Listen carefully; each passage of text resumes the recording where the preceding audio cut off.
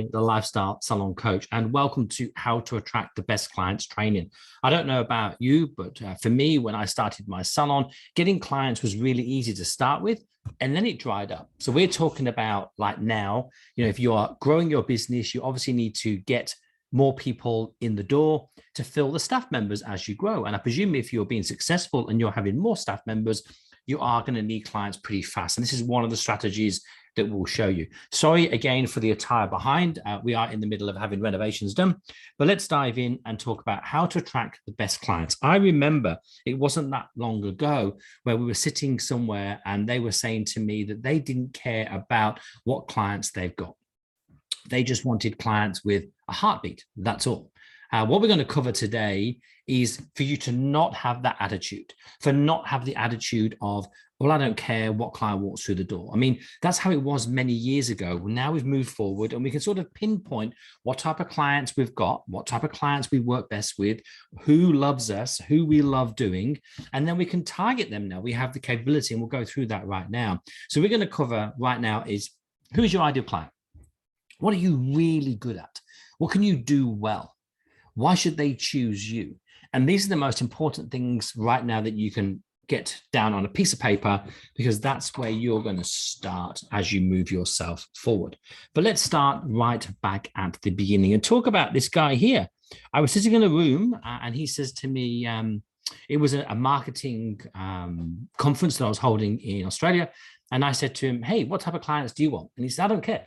As long as they've got a heartbeat, then that's all I'm after. And I went, okay, how are you going to target these people? Because, for example, if that's you, by the way, then take this advice. He's since closed down his business 6 months later from that conversation. He didn't last, maybe because he was not being able to target the ideal client.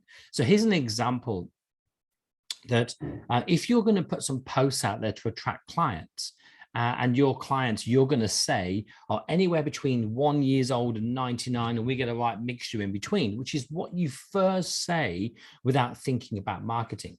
Now, I'm not having a pop at you here. What I'm trying to get through really more than anything else is that you've got to have your core clients. For me, my core clients between the age of 40 and 60 that were ladies that did lunch, husbands had their own businesses.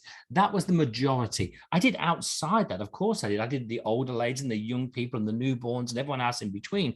But the majority of what we did well was that type of client.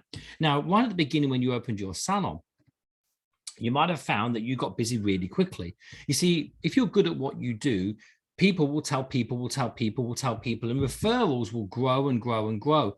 But then eventually they run out because they only have a network of people that they can tell. And once they've told everyone about you, there's no one else for them to tell. So that dies. Then you're doing someone else's hair and they tell a few people. So you've got to be able to get fresh blood, that people that don't know you as yet, people that weren't referred to you into your salon, to start that referral process again. So it's one of the things that when you start really well, and then you flatline after using 3, 4, 5 years, is because you ran out of people in your town that know you exist. So your marketing has to be really important to make sure you get it right. So who is your ideal client? You hear it get knocked about all the time, who's your niche and all that sort of thing. But what we want to do is just figure out something really, really simple.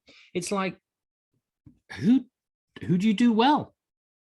Like you think about all the clients you do. Are you a long hair specialist, a curly hair specialist, a blonde hair specialist, a dark hair specialist? Do you like covering gray hair? Do you like coloring? Do you like cutting? What is it that you do? Who's your dream client? And if you don't know, one of the best advice I can give you is go into your database right now and pull out your top 30 spending clients. And that will give you an insight of what you actually do well. And then your next job after that is you've got to find them.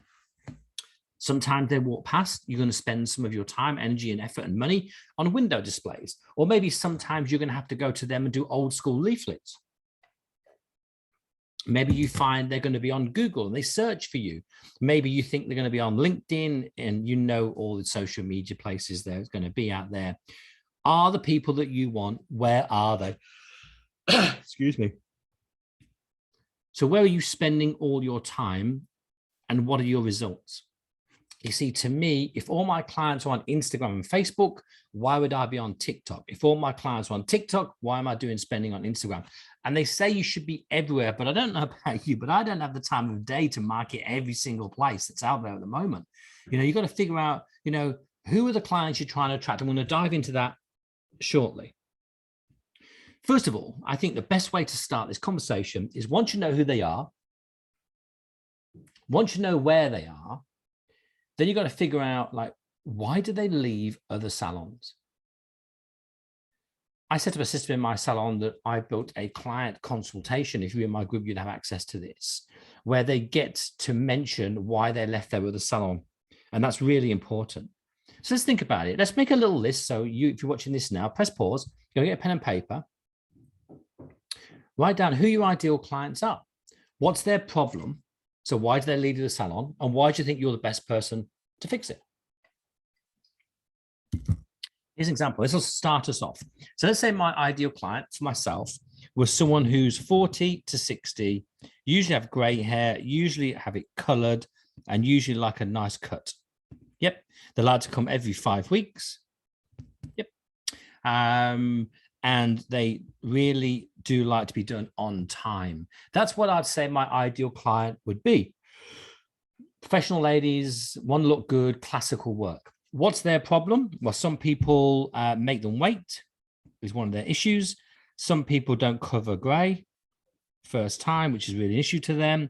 Some people are doing too many young people, which they don't want to be in a salon full of young people, or they don't want to be in a salon full of old people.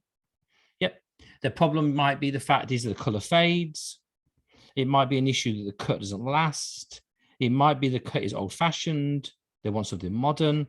They want something that's classical that no one can do quite well. So you make a big list of their problems and then you go, why do you fix it? Like for me, it's quite simple. One of the posts and strategies that we use in our salon was if you came to have your hair done by us, you would, actually, let's make her unhappy. Right? Is if you came to have a full head tint in my salon and you had short hair, if you had any residue of tint on your face, it was free of charge.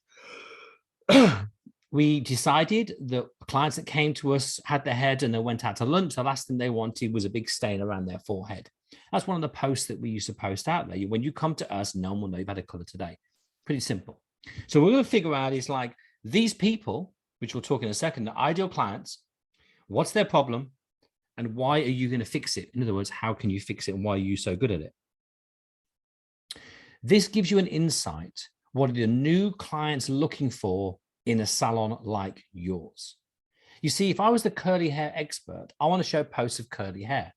I see so many people out there showing me the back of someone's head, before and afters, blonde highlights. So it looks like you're the blonde highlight expert. And if you're not, stop posting them like that. It really is quite boring. You see, the reality is, if a client is already at another salon, there's a really good chance. Let me just color these in for a second. This is what tends to happen with most good quality people. It's terrible. He doesn't even know his traffic lights. Hey, green at the bottom, of course. That's it. And then red at the top. You see, most people, you got to imagine, when you're looking for new clients,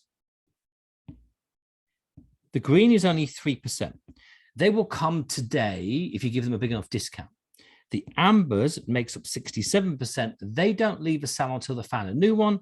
And then the red, which is 30%. These are the die-hard clients that you have and other salon owners have, and they're not going anywhere. So the reality is we want to target these people, the 67%. They don't leave quick. They don't get bribed by the people fast, but they don't come to a salon until they found a salon. So they might be having issues right now. I mean, it could be you in your salon right now. There's ready to lose clients, or other salon owners are ready to lose clients. Oh, I'll keep yawning. Let's have a drink of water. The reality is that they're looking for posts for a salon to call home. And if you know what they're looking for, then that's what you would post. So as we go back to this section here, once you know who they are and you know their problem, So, for example, they've got blonde hair, they're at a salon, they have balayage, the color fades a lot, the hair's really quite damaged, they're trying to grow it for their wedding. Now you know their issue. You start posting about them topics.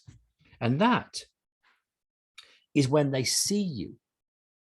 And once they see you, they're going to keep looking at your posts until the day they leave that salon. They're going to book an appointment at your salon because they know that you're the one. They don't leave salons willy-nilly super fast. They want to call a salon a home for a few years. So that's why we target these people. It makes sense.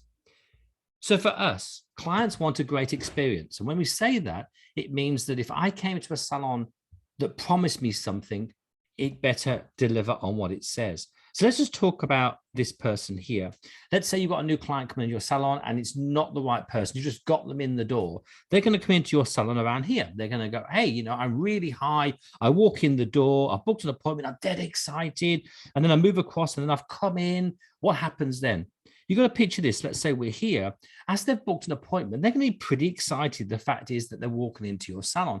What do you think happens next? As they walk into your salon, do you think they're going to get the best experience because they're already thinking it's going to be so brilliant anyway? Or do you think it might be a little bit lower and they might end up somewhere down here and go, oh, it wasn't as good as I thought? Or do you think you're absolutely brilliant and you're going to be up here and be fantastic? And then, of course, the consultation. It better be exactly what they want. And everyone has their perception because there's a really good chance it could actually be down here, really. It could be further on down. Your job is to make sure if you get that right client in the door, the people that you're meant to serve, you get to treat them perfectly well. You can't put fake on forever. You know, there's no point. It's like, for example, someone the other day won an award, best customer service award in their area. And I said to them, you better be able to deliver on that. It's okay, win an award, but you've got to be able to deliver on that service.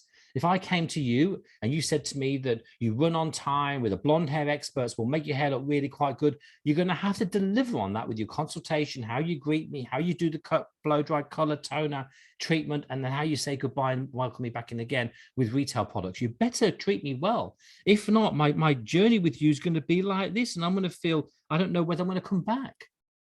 That's why it's always best to know who you're trying to attract and what they want, and just track the ones you're good at. You're probably already doing it in the salon. Just attract the right people that will love you. And the price you charge has to be more than the value. Nobody leaves on price. So picture this. I've done a couple of drawings for you there. As long as you give more than you charge, and it doesn't matter how much you charge at all, you could charge an absolute fortune here if you really wanted to, but the value's got to feel like it's better. If it's the other way around, if they think it's more expensive than what they got, then they won't come back and they'll leave you.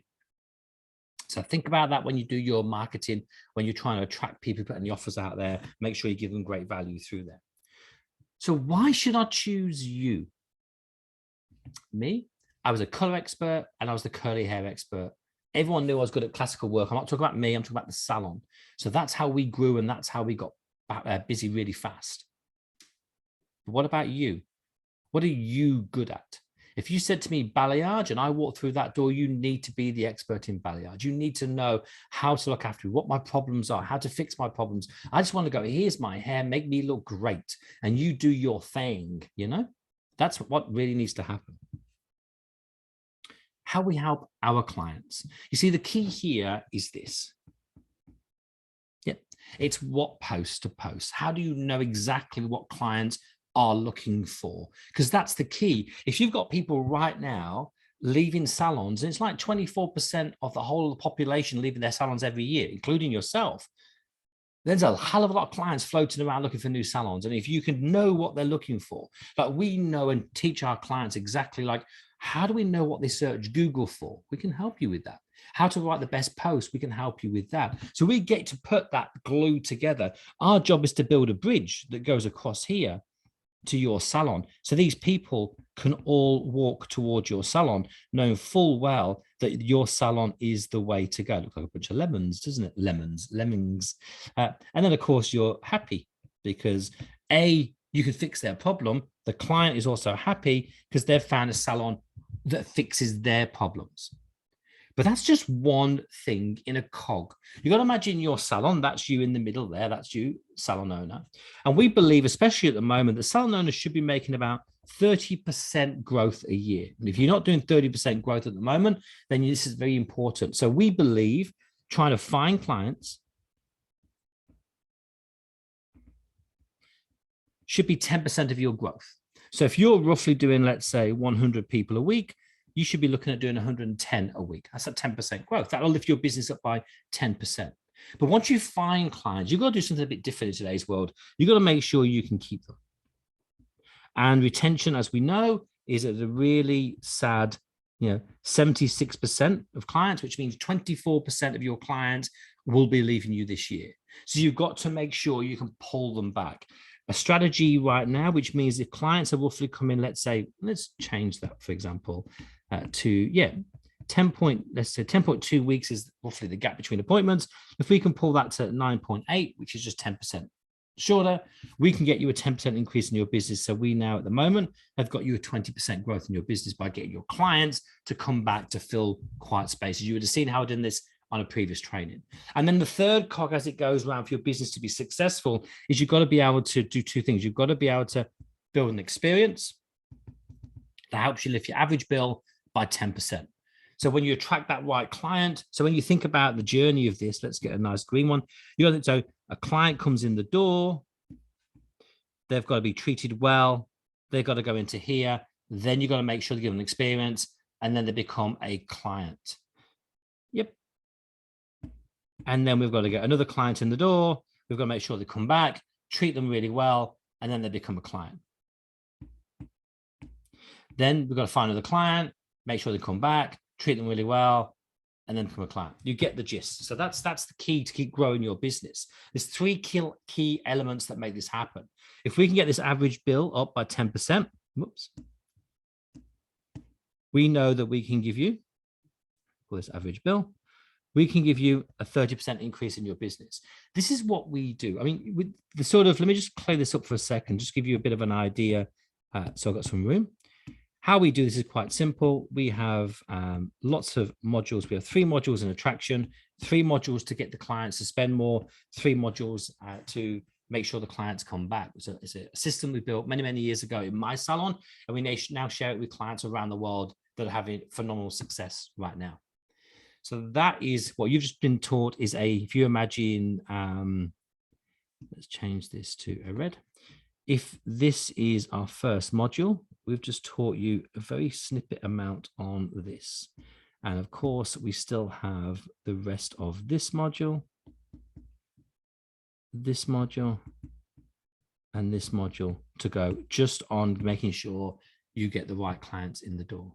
That's how important this is.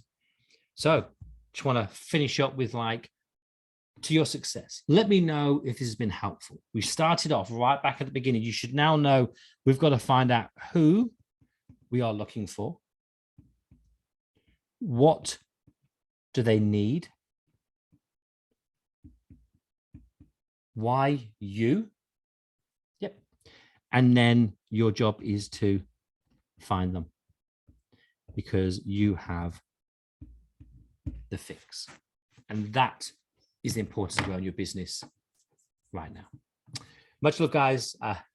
Hopefully one day I'll do this video and you'll have a nice wall on the back and some new windows to look at. But until then, to your success. Bye for now.